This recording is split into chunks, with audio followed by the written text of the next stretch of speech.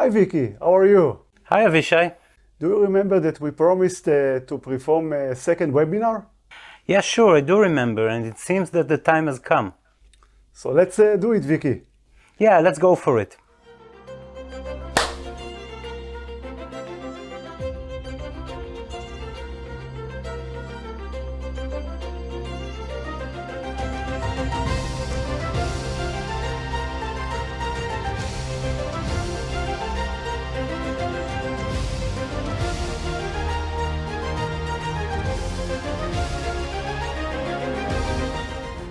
Hello and thanks for joining our second webinar on cryocoolers for high-end airborne applications. My name is Avishai and I would like to introduce my colleague Vicky. Hello Vicky. Hello Avishai, how are you? Thank you. Well, I'm very excited from the interesting topic today, which is highly important. We basically see a trend of increasing need for our cryocoolers to integrate in protecting systems for airborne platforms. So Vicky, what is the agenda for today's webinar? Okay, so these are the topics for today. We're going to present an interview with the system application specialist. Then we will talk about typical requirements for high-end airborne application. Then we'll discuss on Ricor cryocoolers for high-end airborne applications. And we will finalize with what next and a summary. Thanks Vicky for presenting the agenda. Okay, so let's start. And in order to better understand the system consideration and requirement, we are honored to present Mr. Jean-Luc Azoulay from MBDA France that will provide an overview from the system perspective. Well, totally agreed. It will be very interesting to start with Jean-Luc's overview and afterwards to analyze the activities done in the field of cryocoolers to comply with the challenging requirement for such applications. Okay, so we would like to introduce Mr. Jean-Luc for MBDA. Hello Jean-Luc, and pleasure that you join us, and thank you for that. And we would like to review with you a few topics. Hello. Yes, please go ahead. I'm Jean-Luc Azoulay I belongs to the division program of MBDA when I'm in charge of electronic warfare developments. And it will be my pleasure to answer your main questions and give us our view on the need for future cryocoolers. Okay, thank you. So first, please, if you can review a bit about the type of available high-end applications and the need for MWS and DIRCM systems. Okay, we are mainly developing, producing MWS, even if we are also involved in DIRCM business, but not directly to the part using the cooler. For MWS, we are developing this kind of system and producing them since 30 years. We have several generations of MWS already in use in several aircrafts all over the world. The need we have for cryocooler is mainly big one, capable to produce important cryo capacity. Each system is composed of several sensors. Each sensor having an FPA and its associated cryocoolers.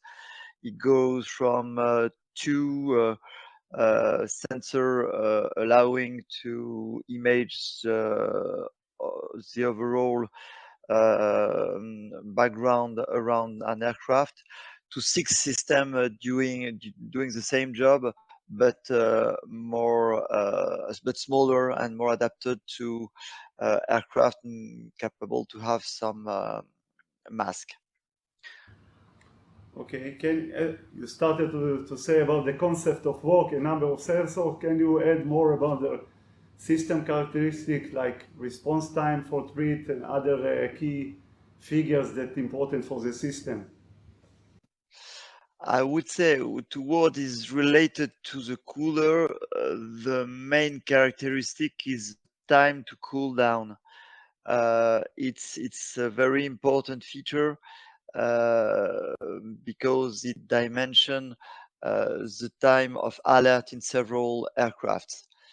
The current time in this big system is of several minutes, uh, which can go up to 10 minutes in harsh environment.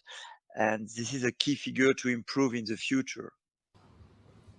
Okay. Any others parameters that you see that you mentioned the cooldown time? Okay. Obviously, the swap, that is to say, if tomorrow the cooler can be smaller, first of all, smaller, lighter as a second priority, and using less power consumption, it would obviously help integrating them in other applications. Especially on helicopter, for the time being, the MWS in the world are mainly UV. Uh, UV systems have a drastic difficulty to have a range enough wide for this kind of application. Going to infrared would mean having a good swap and low cool down time. This is a challenge for today in order to sell the MWS on a large amount of platform, and of tomorrow in order to increase the area in which we can install there is a complete area which is completely unaccessible today for MWS, which are the armored vehicles. There is very few application on armored vehicles for infrared efficient MWS. In order to go to this area, swap and price shall decrease. And as you obviously know, the cooler is a big portion of the price of the system. Okay. Can you please review a bit about the test that needed in order to validate and evaluate the cooler as part of the system, and all the qualification, and what is the environmental that is very unique for those applications? Basically, we see the cooler thanks to a DDC which is provided by the detector manufacturer. That is to say, the main characteristic to integrate the cooler inside DDC is known by the detector manufacturer, Leonardo or SCD or Liquid, it depends. On our side, what is important is the weight. How can we attach efficiently the compressor of the cooler? How easy the thermal drain would be for the compressor, but also for the cold finger.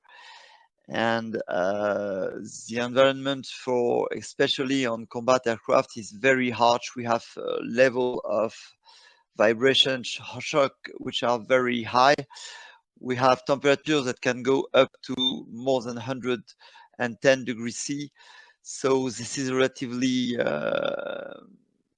as far as I know, limited in application. I don't know other application in which we have so harsh environments. Obviously, the tests we perform include environmental tests, and for the time being, your product has successfully passed them. And we hope that going to lighter and smaller cooler will prevent from not performing the environmental tests we shall perform. Once you mention swap, so you mean the combination with hot detector, yes? No, unfortunately, for the time being, the technology swap for MWS is not really available for technological reason. Uh, Keeping the temperature of of the FPA relatively low. For instance, for MCT around 110 or 120. For INSB, it could be lower. It would be very interesting if you can decrease mainly the volume more than anything, but also the weight. We have no mean for the time being to use really hot detector. Perhaps tomorrow it would change, but for the time being, it's not accessible for MWS. Understand. How you can see this trend of need for MWS for airborne applications for the next, let's say, 5 or 10 years? Do you see a growth on this area? Actually, there is plenty of platform actually, let's put it in another way. The fighter and the transport aircraft are mainly already equipped by MWS, and except for the US, they are mainly in infrared.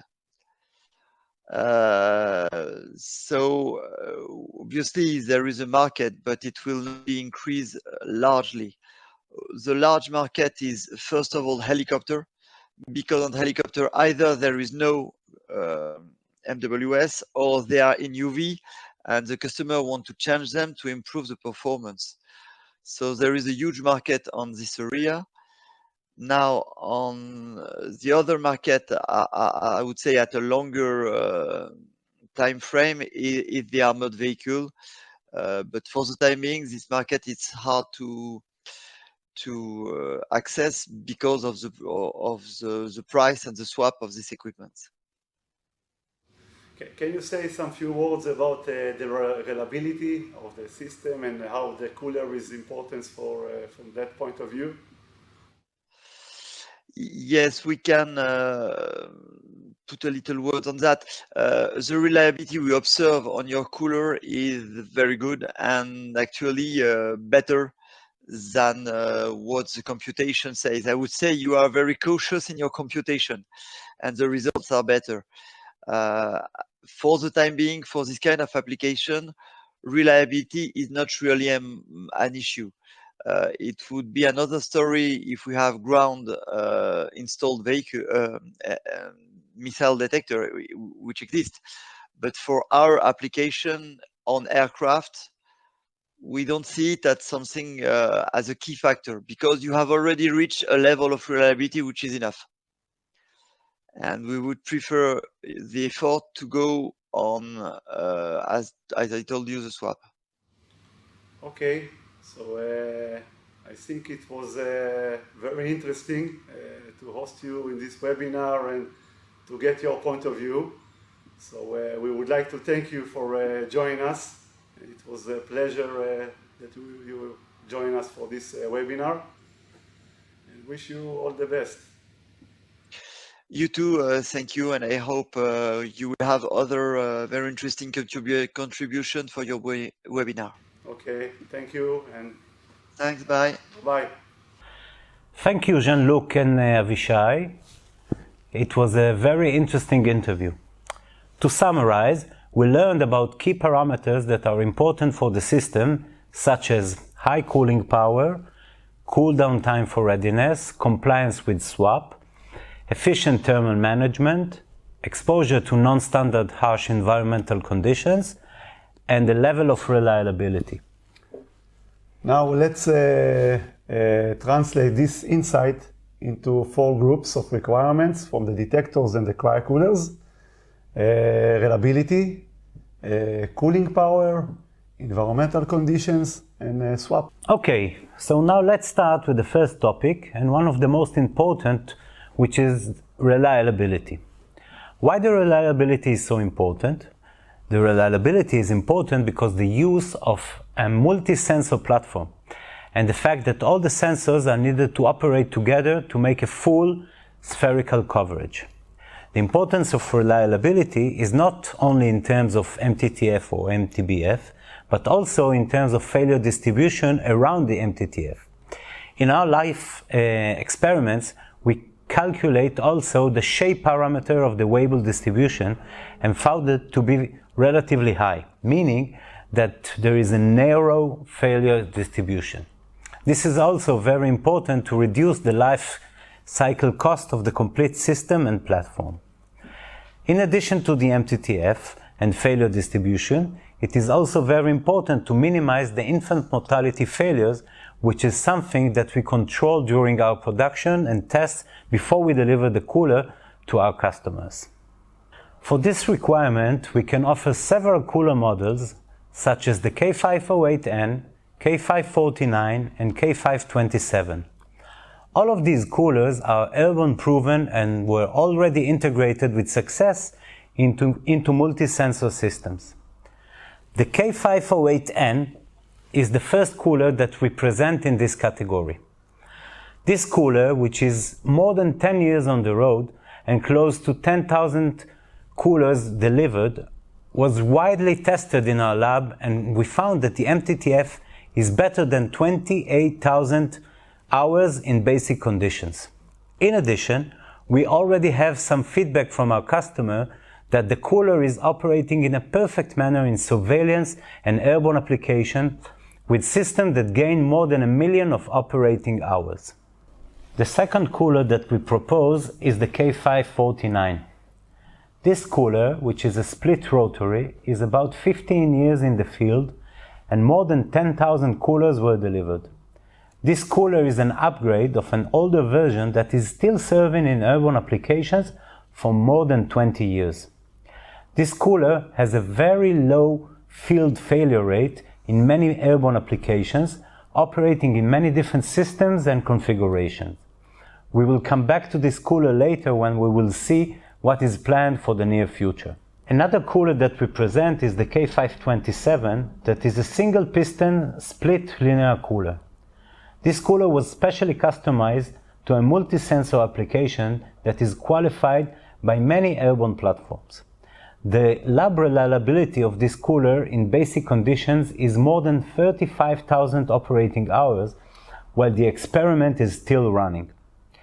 As you can see, we can offer several reliable cooling technologies based on rotary coolers, integral and split linear. Each cooler is tailored to the specific application and requirement. So now let's move to the second topic, which is the cooler cooling power. Why do we need high cooling power for these airborne applications? These applications require fast detection and accuracy, which is leading to the need of high frame rate of the FPA ROIC that consume more electrical power. Another key parameter, as mentioned by Mr. Jean-Luc, is the cooldown time, or the readiness of the system, which is a direct result of the cooling power of the cooler. In addition, the fact that in most of the cases you cannot use a hot detector because of the need to cover a full spectral range, as mentioned by Mr. Jean-Luc, combined with the high ambient temperature, yielded the demand for high GR detector heat load. As a result of all this extreme requirement and taking into account a certain redundancy, the need for a cooler with a very high cooling power. The first cooler is the K548, which is integrated for about 20 years in airborne applications and more than 15,000 cryocoolers already delivered. The cooler is an integral rotary and has more than 800 milliwatts of cooling power when operated in 71 ambient and 77 K. It means that the cooler can cool down a large format detector that operates in high frame rate. The second cooler is the K549, which is a split configuration of the K548 and uses the same cold finger, hence can be integrated with the same GR detector. The cooling power of the K549 is about the same like the K548 and can also be used for the same detectors. Because of their high cooling margin, both of these coolers, the K548 and K549, can be used in very high ambient temperatures, in some cases above 100 degrees C. The K544 is the third option of this category and is the most powerful cooler offered for these applications, and having almost 1 watt cooling power at 100 ambient and 95 K. This cooler is a customized version of the K543 and was especially designed for airborne applications. So now let's move to the third topic, which is the environmental conditions. The high-end airborne applications are characterized by special and harsh environmental conditions, both mechanical and thermal. The thermal requirements can be as wide as -54 C and up to 120 degrees C for storage and for operation. These requirements must be addressed by special design of mechanical and electrical sub-assemblies of the cooler, and also need a close cooperation with the system designer in order to achieve the optimal heat dissipation for the cooler and reducing the cooler's power consumption. Cooler and cooler skin temperature are highly important to cooler's reliability and efficiency, leading to better operability of the sensor and increasing the platform's availability. Some examples you can see right now in the pictures of the K544 and the K549. Another consideration is the mechanical structure of the cooler in order to meet the extreme vibration and mechanical shocks. The challenge is to keep the cooler compact and low weight, but still having the robustness needed for these conditions. Special consideration is taken to the structural mechanical modes, natural frequency, mounting surfaces, and clamping methods.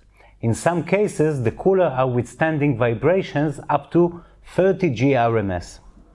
We can offer solutions with all three categories, like the integral rotary, the split rotary, and the split linear.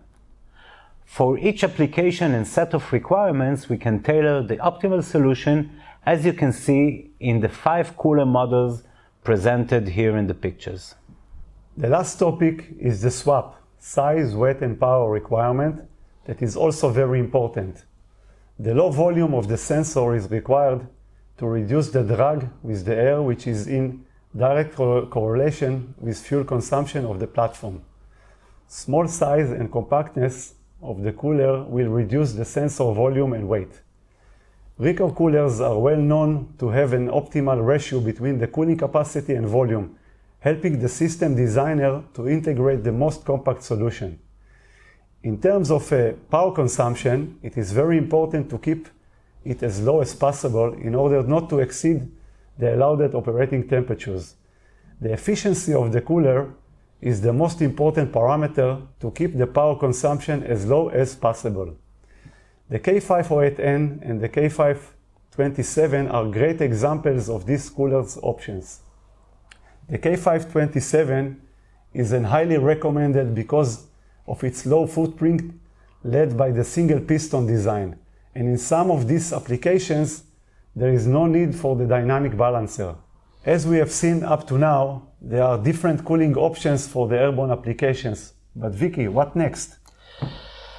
Well, on the coolers roadmap, we are designing 2 coolers that could be integrated into these airborne applications.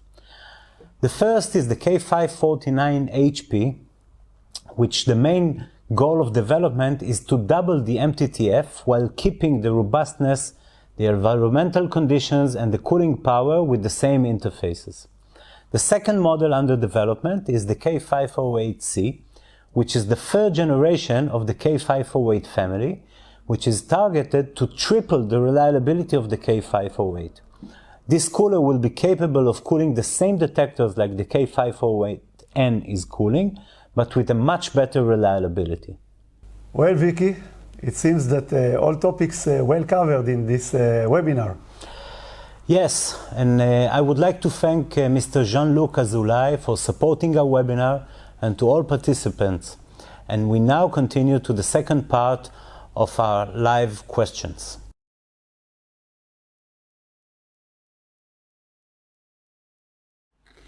Hello and good morning to you all, to all the attendees that joined to our webinar this morning. Hello Avishai. Hello Victor, how are you? Good morning, how are you?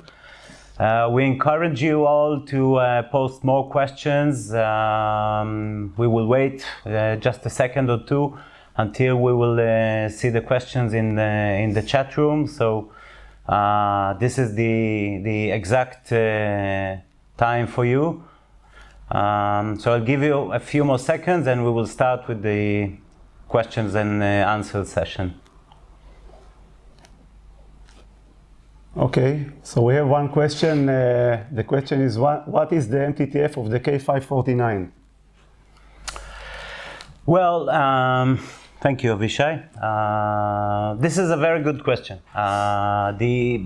In general, the calculation of the MTTF is always should be considered as part of the operating conditions. Okay, so we are defining a basic conditions to every cooler model, including the K549. And if we look at the basic conditions, then the MTTF of the K549 is 9,000 hours. However, the real application should define the mission profile and the exact operating conditions, and according to that, we can calculate the MTTF for this profile. In addition, it is important to let you know that we are developing the K549 HP version, which the idea is to double the MTTF of the K549. Means that in each application that the K549 was used, when we use the HP, the MTTF will be doubled.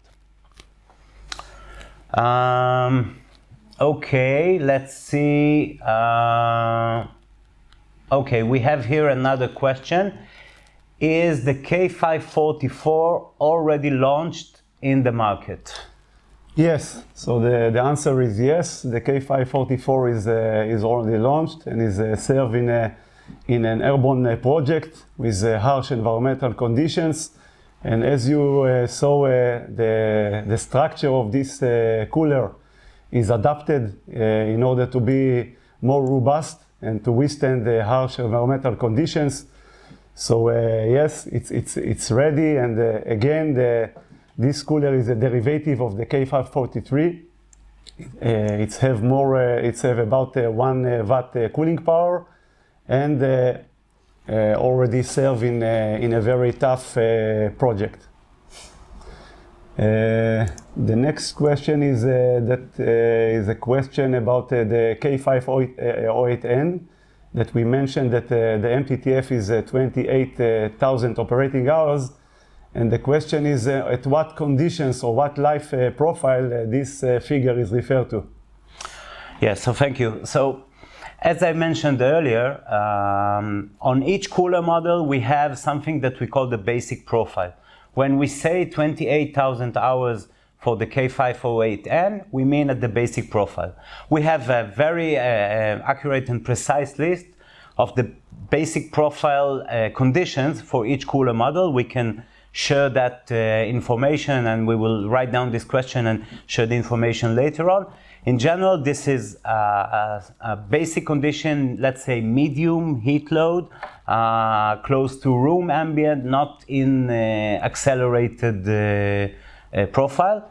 However, in any case, when we have a mission profile, we can calculate the exact MTTF for the program based on the real operating conditions that are expected in this program. Okay. Okay, we have another question here. What is meant by a dynamic balancer? Okay, so the dynamic balancer is, we are referring to it for the K527. I hope that you can see it now. So it means that in this specific model, we are working with a single piston compressor, linear compressor, this part. And if we would like to cancel or minimize the induced forces that apply from this compressor, we're adding a balancer, which is a stack of springs and mass. And then it's operating and canceling the induced vibration. It's mainly important in a light structure of systems, while in airborne projects is less important since the compressor is clamped to a large mass or big mass of the structure, and then the induced forces is quite negligible. So the balancer is more relevant for light structures, but it's an option that we can add or not for this cooler. Specifically on airborne application, we don't use it. Okay. Okay.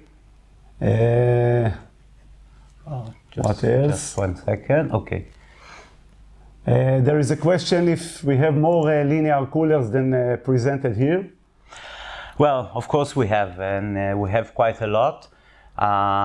In this webinar, we're concentrating in those harsh environmental conditions and those coolers that are specialized for these operations. But in addition to that, we have other linear coolers such as the K588 and the K590, which were presented in our last webinar that we've done in the summer. Of course, we can share more information, and we will come back to you with more information about those coolers, which are the K588 and the K590. Let's see another question. Okay, is a ruggedized version of the K580 is planned? Currently not. We have our standard K580 cooler, which is a rotary cooler that fits for hot detectors. We can say that the design is robust, and we test it in the early stages by qualification and also by halt test, which means that we extended the environmental conditions by the level of higher ambience in order to test and to see that there is enough safety margin and the cooler is enough robust. So such test already performed, and we have confidence with this cooler. If we will see that there is a need for a more robust version or some specific conditions to withstand, then we can consider it. Currently we are running with this model, and it's in a ramp-up position, and we can say that it's well fit for hot detectors. Another question is, can you specify K527 vibration characteristics? Yes, okay, thank you. So we need to be more precise when we answer that questions. Of course, it is very important if we use the cooler, the K527, with the dynamic absorber, okay, as we can see it here in the picture, or without. Of course, the cooler can operate with or without the dynamic absorber. And of course, the level of vibration from the compressor will be completely different. So we need to know exactly the operating conditions, and based on that, we can come back with an answer. However, it is very important to know that a linear cooler will make forces on the compressing line and the cold head line, okay? And there will be no moment induced on top of that. So it's a very efficient operation in terms of the vibration. Okay. So we have another question here. What is the qualification status of the K508C? Okay. So just to say, the K508C is the next step in our reliability enhancement in the family of the K508 coolers, which means we started with the K508. Later on, we introduced the K508N, and now we are working on the K508C.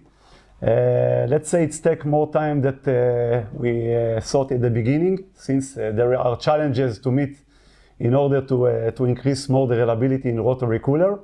So it's currently in our roadmap, and we plan to complete all the engineering phase and qualification. And the target for this cooler is to be more than 35,000 operating hours in basic profile, which means another step in the reliability, and mainly for 24/7 and others that needed long operation. And and it will keep also the operation or the interfaces of the K508 and K508 family, and including fitting from with the same GR detector. Okay.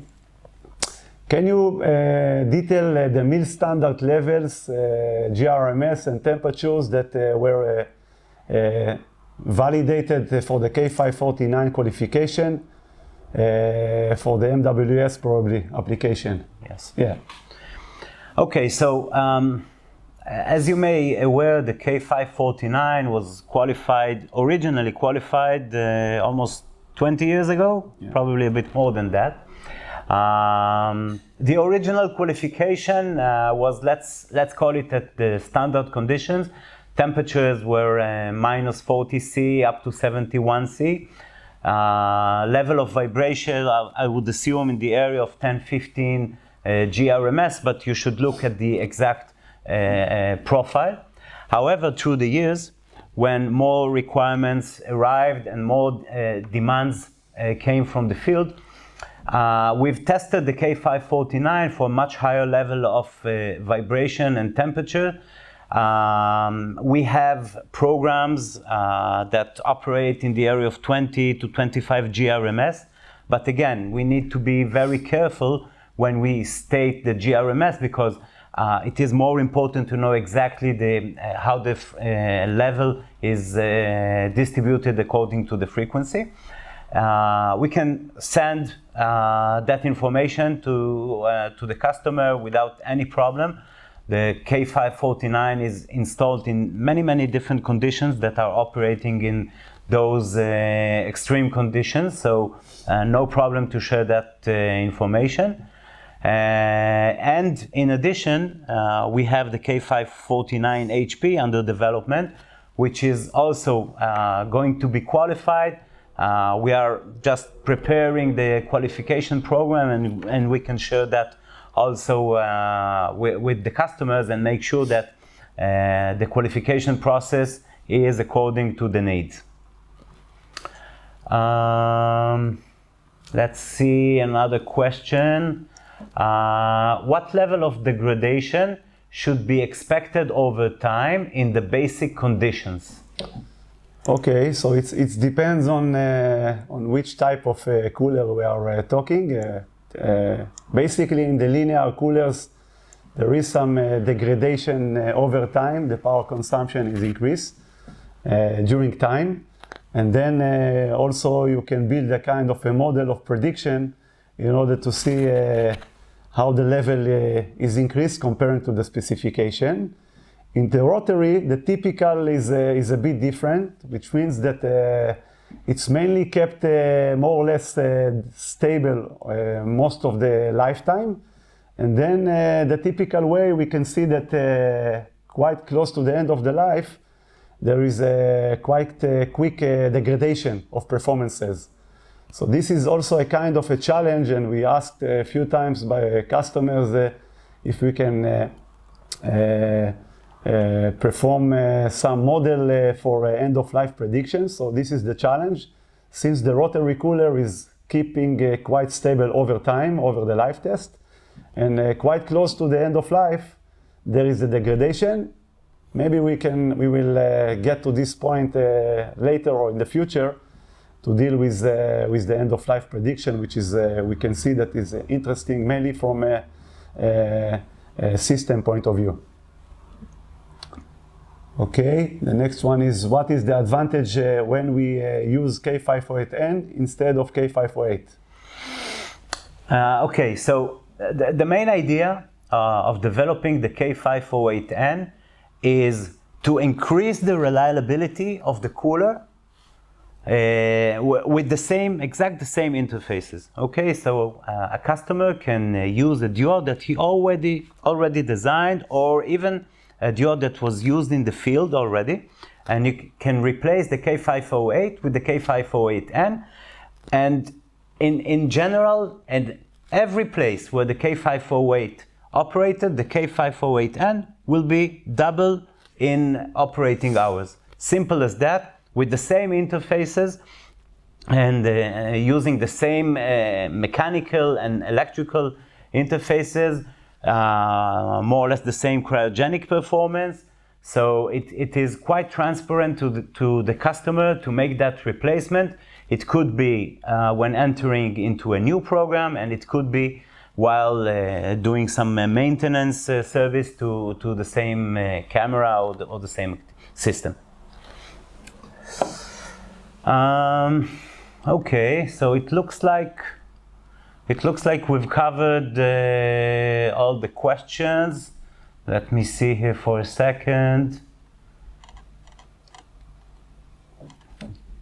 Yes, so it looks like we've covered all the questions. I think it's a good opportunity to say thank you to all the attendees and to all those who raised their hand and asked some questions.